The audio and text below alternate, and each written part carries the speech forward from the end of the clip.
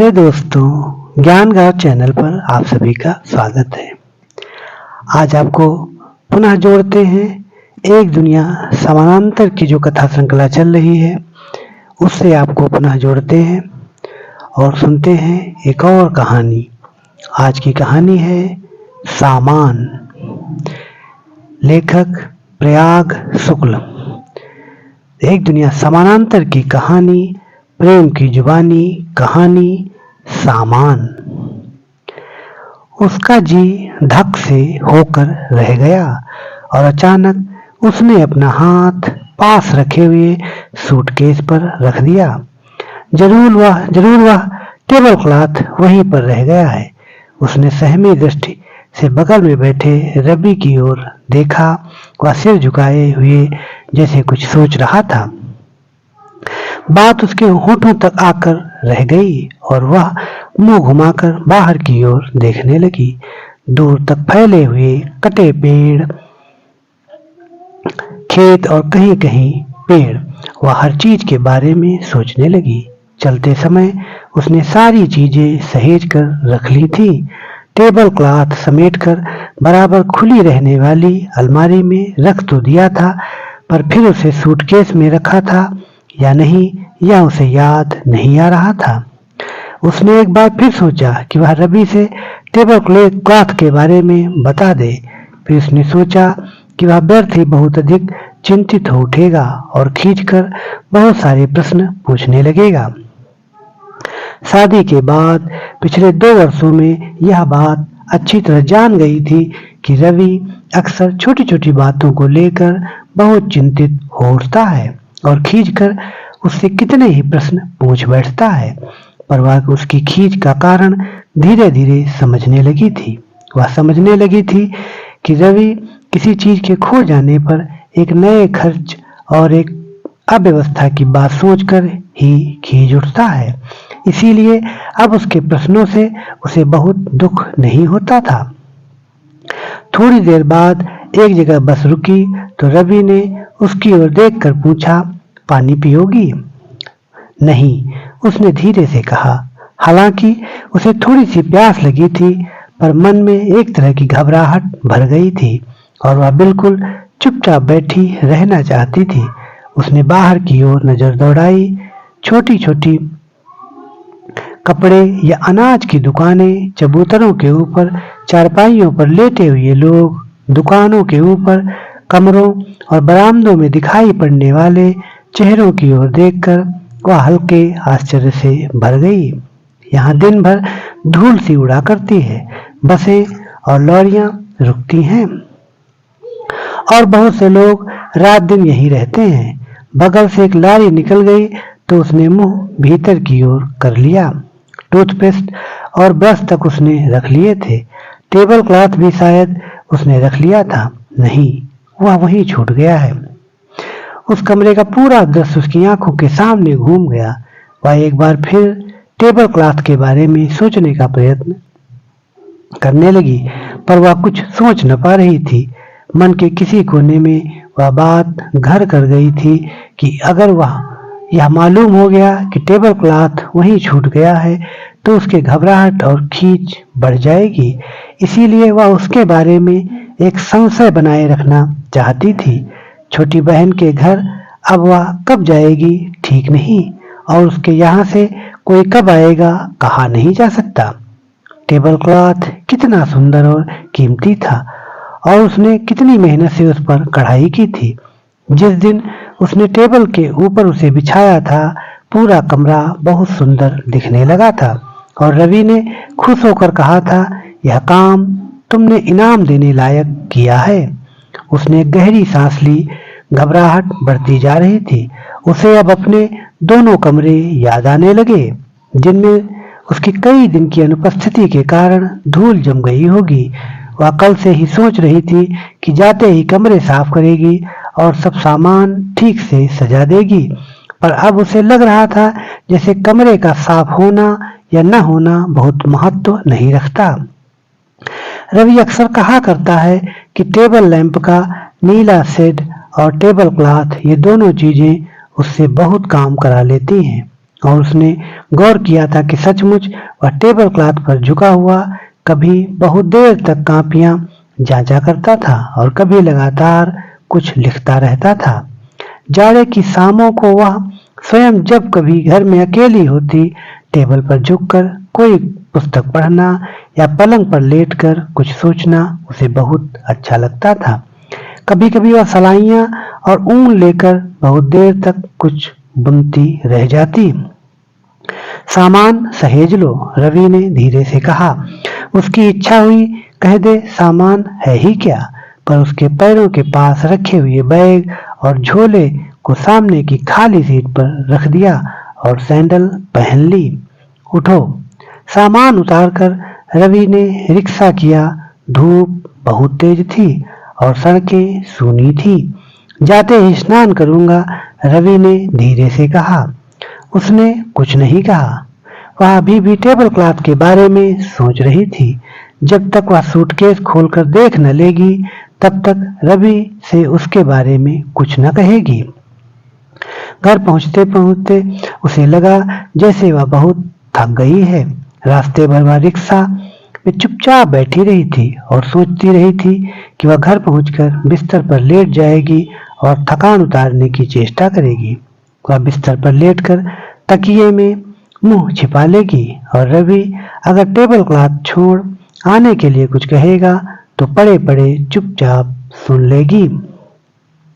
घर पहुंचकर उसने दरवाजा खोला और पलंग पर बैठकर प्रतीक्षा करने लगी कि रवि स्नान करके चला जाए तो सूटकेस खोलकर देखें टेबल क्लॉथ है या नहीं। थोड़ी देर बैठकर रवि बैग में सूटकेस ढूंढने लगा। क्या ढूंढ रहे हो? सूटकेस तुमने कहाँ रखा है? इसी में तो था, इसमें तो नहीं है। उसके मन में एक खींच भर गई। कहीं से चलना हुआ तो इतनी जल्दी मचा देंगे जैसे कोई आफत आ पड़ी हो। ऐसे में चीजें छूटेंगी नहीं। देखो सूटकेस में तो नहीं है। सूटकेस में, पर उसने चाबियों का गुच्छा लेकर सूटकेस खोला। इसी बहाने वह देख लेगी कि टेबल क्लॉथ है या नहीं। वह घबराई सी कपड़े निकाल कर बाहर रखने लगी। टेबल क्लॉथ वहीं छूट गया था। सूटकेस भी नहीं था। इसमें तो नहीं है। रुको, अलमारी में साबुन रखा है, कहकर उसने अलमारी खोली और साबुन की टिकिया निकालकर रवि की ओर बढ़ा दी। वह तौलिया और साबुन की टिकिया लेकर बाथरूम की ओर चला गया। किवाड़ उड़काकर वह पलंग पर लेट गई और खुद को समझाने का प्रयत्न करने लगी। बस रवि थोड़ा बहुत नाराज हो लेगा और वे लोग जाकर कोई कपड़ा खरीद लाएंगे, वह उस पर फिर कढ़ाई कर लेगी। पर न जाने क्यों घबराहट कम नहीं हो रही थी। उसने महसूस किया कि रवि के नाराज होने की संभावना का उसे उतना दुख नहीं है जितना टेबल क्लॉथ के छूट जाने का।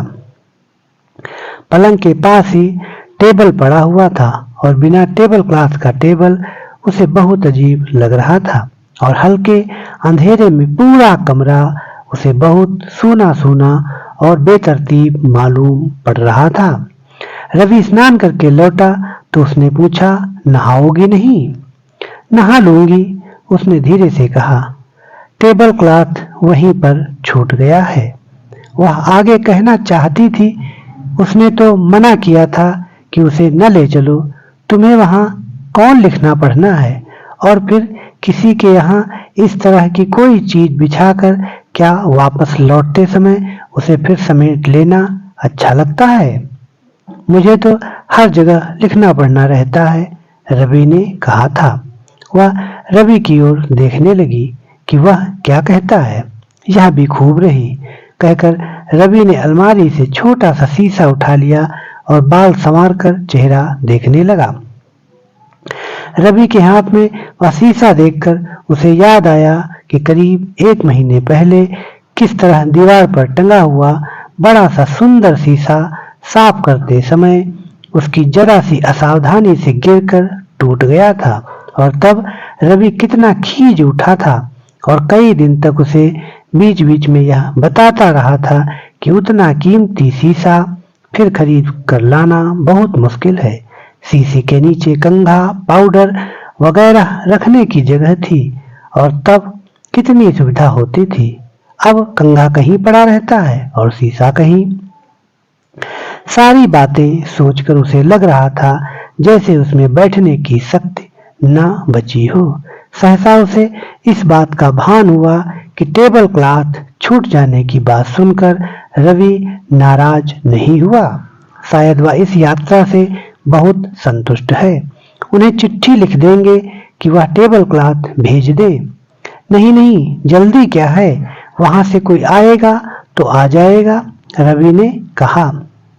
रवि की इस बात को सुनकर उसे लगा जैसे अचानक उसके सिर से बहुत बड़ा बोझ उतर गया। जल्दी से नहाओ तो चाय पी जाए। अभी आई कहकर वह उठी और कपड़े लेकर बाथरूम की ओर चली गई। नहा धोकर लौटी तो उसे ताजगी महसूस हो रही थी।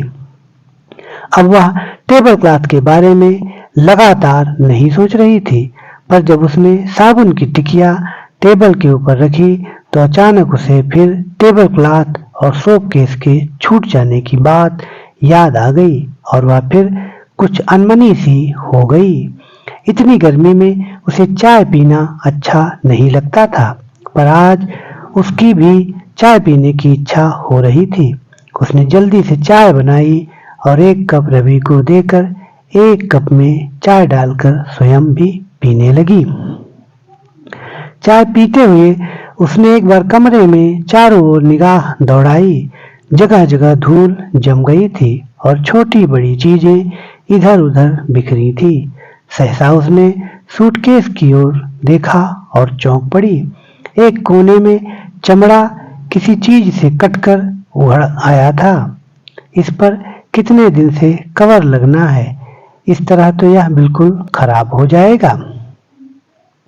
रास्ते भर उसे लग रहा था जैसे वह कुछ भी देख सुन नहीं रही, पर इस वक्त उसे यात्रा की एक एक बात याद आ रही थी। वह उन जगहों के बारे में सोचने लगी जो रास्ते में मिली थी, धूल भरी और बेतरतीब, और उसके मन में छोटी बहन और उसके आसपास के घरों की याद ताजी हो उठी। वह उसकी बेतरतीबी और अभाव को बहुत स्पष्ट रूप से अनुभव करने लगी और एकाएक अनजाने ही उसके मन में अजीब अजीब भावनाएं घुमड़ने लगी। वह अपनी कल्पना में उन घरों और कमरों को सामान से भरा और सजा हुआ देखने लगी। और चाय है? रवि ने पूछा तो वह जैसे चौंक उठी और हाँ कहकर उसने रवि के हाथ से कप ले लिया। किसी दिन चलकर टेबल क्लॉथ का कपड़ा खरीद लाएंगे, बिना उसके टेबल अच्छा नहीं लगता। किसी दिन क्यों, आज ही। वह आ जाएगा तो दो हो जाएंगे और बारी बारी से धुलवा लिया करेंगे। फिर रवि ने हंसते हुए कहा, अच्छा हुआ वह वहां छूट गया, तुमने छोटी बहन को कुछ दिया ही नहीं था, एक शीशा भी, उसने धीरे से कहा। हाँ हाँ कहकर रवि ने कप रख दिया और आंखें मूंद ली। वह हल्के अंधेरे में कमरे को देखने लगी। आज उसे अपने दूसरों के अभाव बहुत स्पष्ट नजर आने लगे। उसके मन में फिर वही भावनाएं और कल्पनाएं भर गईं और बहुत से सामान उसकी आंखों के आगे घूमने लगे, जिनमें सब कुछ सजा हुआ और सुंदर मालूम हो सकता है। तो दोस्तों, ये थी प्रयाग शुक्ल जी की कहानी सामान। आपको ये कहानी, इसका वाचन कैसा लगा? आपकी प्रतिक्रिया का हमें इंतजार रहेगा। मिलेंगे एक नई कहानी के साथ अगले अंक में। तब तक के लिए धन्यवाद।